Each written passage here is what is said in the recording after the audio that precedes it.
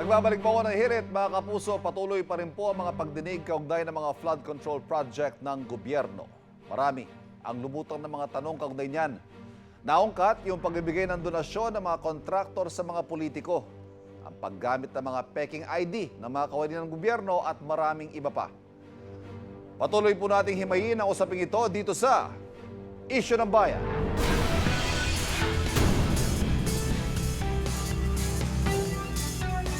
At mga kapanayan po natin ngayong umaga para pag-usapan yan, Professor Emeritus ng NCPAG o National College of Public Administration and Governance, Professor Maria Fe Mendoza. Dr. Mendoza, magandang umaga po. Thank you for joining us. Magandang umaga po. Si Ivan po, opo. Una ma'am, Ivan, okay. ipinag-utos po ni Secretary Dizon yung pagsuspinde ng bidding ng mga locally funded project ng DPWH sa buong bansa para i-review muna ang proseso. Nakakailang araw pa lang siya sa pwesto eh. Ano po ba ang pinaka-dapat ayusin sa bidding process ng DPWH projects para po maiwasan itong mga ganitong paulit-ulit na lang na corruption issues involving the department? Yeah, Ivan, medyo hindi naman komplikado yung bidding process. Kasi magsasabit lang sila ng technical tsaka financial proposals, di ba?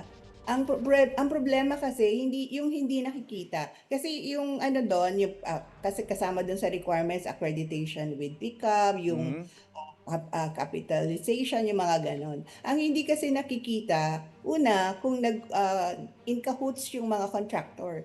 Kasi usually nag-uusap-usap, oh sige, ikaw na lang ang kumuha niyan, ganyan-ganyan. So, hindi yun nakikita doon sa bidding. Aha.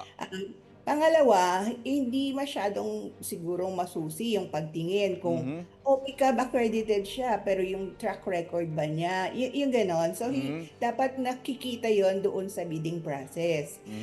Tapos nga yung capitalization kasi kung ang capitalization ay 250 tapos billion yung yung gagawing project, medyo magduda ka na kasi Yes. ang limit lang pala ng capitalization nito pero nagbibid sa isang napakalaking project. Prof, nabanggit nyo yung in cahoots. Oo. Pag sinabi ho nating in cahoots, sino-sino ho ba nagkukutsyabahan dyan? Yung unang kasi yung mga contractor. Okay. Kasi tinitingnan nila, ay, teka muna, baka hindi ako manalo dyan. Usually, nag-uusap sila. Okay. Sige, tataasan ko yung aking vis-a-vis the ABC, yung budget na allocated for the project. Tapos ikaw na. Okay.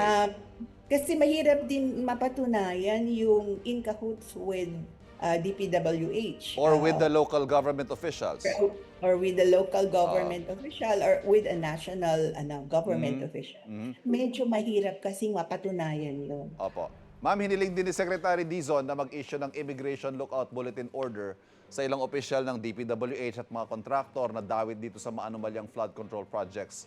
Ano ba tong ILBO? And would you say that this is an important step that the Secretary is taking? Importante siya kasi mayroong flight risk yung iba kasi magtatago na yan, di ba?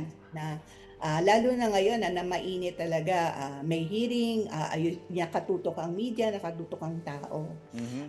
Important step siya, pero kasi wala pang yung pinaka-important, kasi pag look out, tapos i-report na, kunyari, nag-issue na ang DOH, pupunta na sa Bureau of Immigration, so parang doon, andito siya, gano'n. O kaya, mahirap kasi di ba kagaya yung mga umaalis noon, parang hindi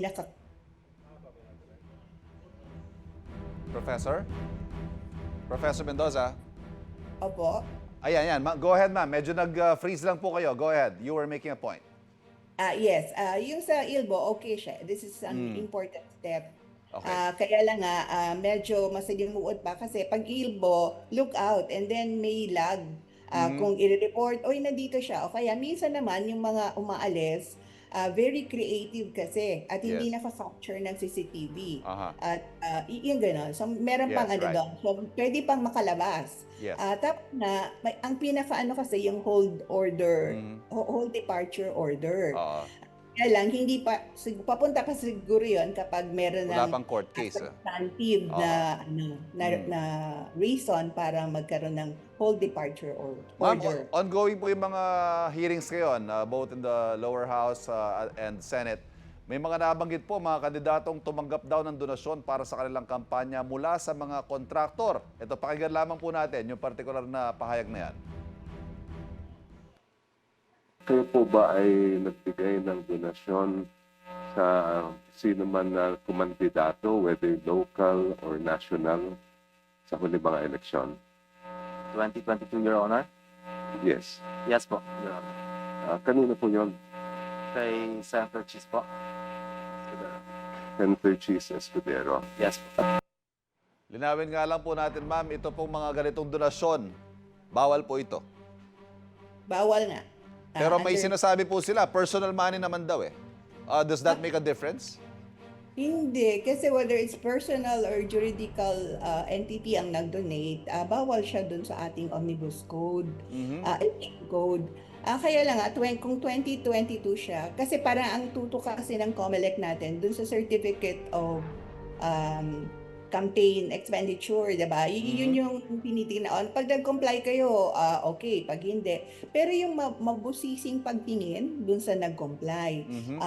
Tapos ang ano pa, i-check mo pa sa DPWH kung may active contract. Okay. So, nakalagay dun sa SOSE ba yun?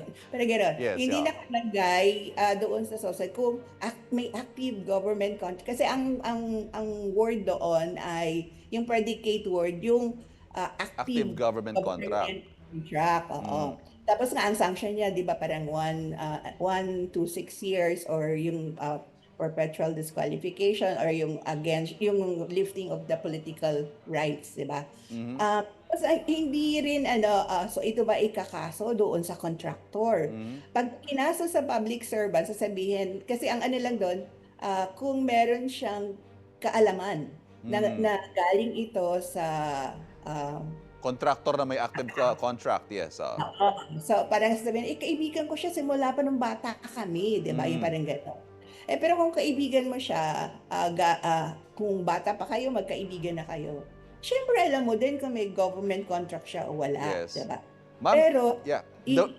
i-deny kasi yun. The So, phrase conflict of interest comes to mind, ano po. Pero mukhang hindi naman ho ito exception eh. It seems to be the rule rather than the exception sa ating mga public servants. Yung mga kumukuha ng donasyon, pero yun nga, baka may mga active contracts sa gobyerno.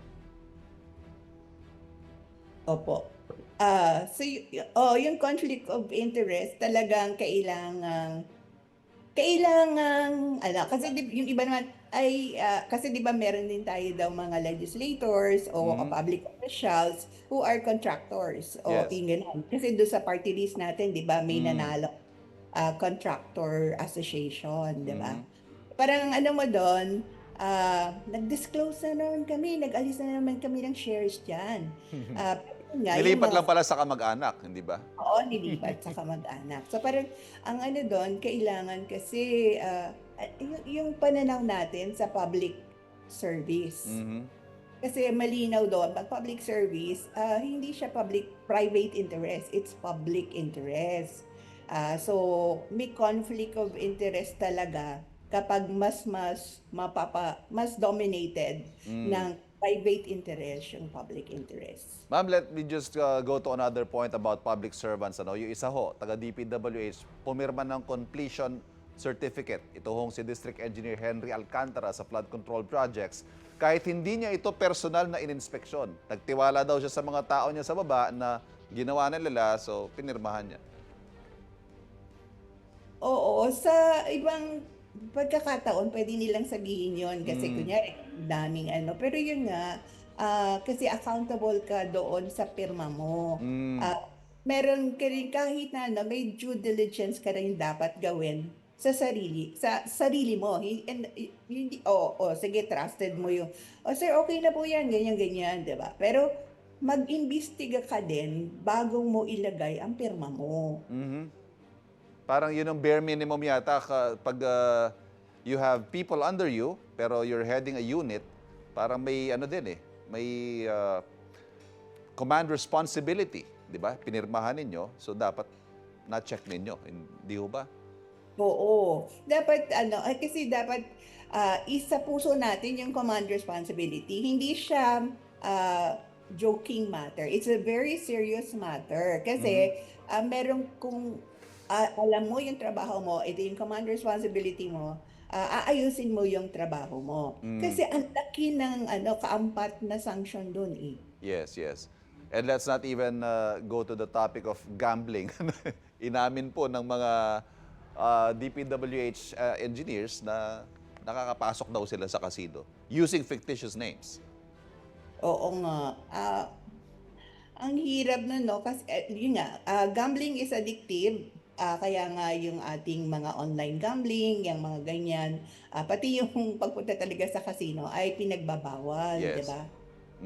Kasi ang ano mo doon, pag na-addict ka na sa pag-gamble, maaaring hindi lang pera mo ang nagagastos, di ba? Yes. Ma'am, Oo. Oo. sa ngayon po So, pinagtatalunan po ngayon sa Senado sa Kongreso kung patatawag yung mga leaders ng previous Congress, ng leaders ng Committee on Appropriations. Kasi po sa ngayon, we're talking about DPWH personnel, we talk about contractors, may mga nakikita tayong mga red flags, but so far yung mga legislators, hindi po ho sila masyadong nadidiin dito sa sinasagawa nila investigasyon.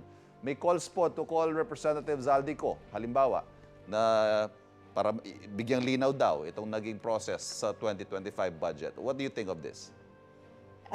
kung talagang honest to goodness investigation in aid of legislation, dapat walang sinisino.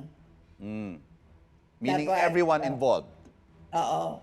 At saka yun nga, kasi tinitingnan pa lang natin 2022 to 2025, diba? Marami ding nangyari dun sa 2016 to 2022. Professor, as a final question, bigyan nyo nga po ng assessment ang mga manonood natin. We're witnessing all of these investigations, allegations left and right. Pero how do they make sense of all this at ano ho ang dapat gawin ng isang ordinaryong mamamayang Pilipino patungkol po dito sa mga usapin ng katiwalian sa mga public projects? Sagutin ko yung pangalawa mong tanong, Ivan. Oo. Ang ano gagawin natin, kasi dapat ang ordinaryong mamamayan, although marami siyang concerns, kasi kukonti lang yung needs niya for subsistence, di ba? Makinig, imulat iayos ang kamulatan para alam natin na yung mga nangyayaring ito, hindi ito basta-basta kasi pera ng bayan ito. Importante na ang pera ng bayan ay pumunta sa mga dapat na public services na mai-enjoy natin. So ano general assessment ko sa nangyayari? Kasi napaka-reactive natin. At saka although yun nga, dapat may seryoso talagang anti-corruption effort ng gobyerno. Pero kasi ang dami kasing measures na kailangan bago pa talaga magkaroon ng successful anti-corruption parang program. Una, inaayos na naman nila yung budget process kasi napaso tayo dun sa GAA 2025, di ba? So tama yun. Kaya lang di ba parang nagpe-pendulum swing sila. Kayo na muna, ayusin niyo na muna yan. O kaya sabihin ng Senado, o sige, as is na lang natin para sa kanila yung accountability, di ba? Pero yun nga, dito sa dramang ito, hindi na ayos yung proseso. Titignan kung ano yung binigay na NEP, tignan kung ano yung nakikita nilang mali, and then mag-usap. Kasi doon sa mga hearing naman, kasama naman yung mga focal persons ng executive, di ba? So ayusin yung budget process. Tapos, yung dagdag bawas, hindi lang dapat hindi sa election na lang nangyayari, doon din sa GAA natin. So dapat may konti namang yung kagaya nga ng sinabi, may konting hiya. Tapos yung sa executive naman, kasi di ba nagpalit na nga ng secretary ang DPWH, meron siyang, sabi niya marami raw marching orders from the president. Seryosong gawin yon, di ba? Kaya lang yung mga ginagawa ngayon, medyo masakit at medyo radical. But these are needed measures in order to have a fresh start.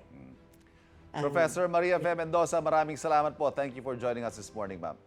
Okay, thank you, Sir Ivan. Mga kapuso, patuloy po natin babantayan ang mga mangyayari sa mainit na usaping ito. Wait! Wait, wait, wait! Wait lang! Huwag mo muna i-close. Mag-subscribe ka na muna sa GMA Public Affairs YouTube channel para lagi kang una sa mga latest kwento at balita. I-follow mo na rin ang official social media pages ng Unang Hirit. Thank you. O sige na.